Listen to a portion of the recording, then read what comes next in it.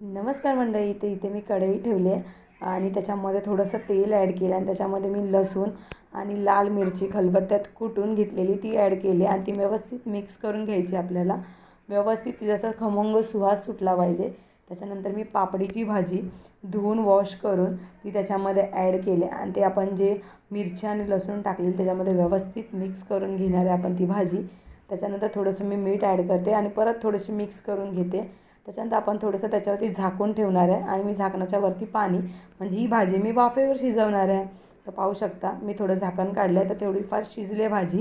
तर आपण थोडीशी त्याच्यामध्ये हळद ॲड करूया आणि इथे मी थोडीशी हळद ॲड केली आहे आणि थोडं व्यवस्थित मिक्स करून घेतली आहे भाजी.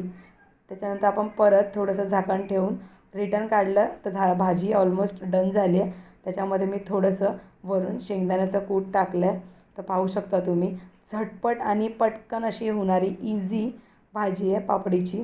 खूप सुंदर झालेली भाजी, चवीला पण मस्त होती. तर एकदा माझ्या पद्धतीने तुम्ही नक्की पापडीची भाजी ट्राय करा. आवडली असेल तर लाईक शेअर सबस्क्राईब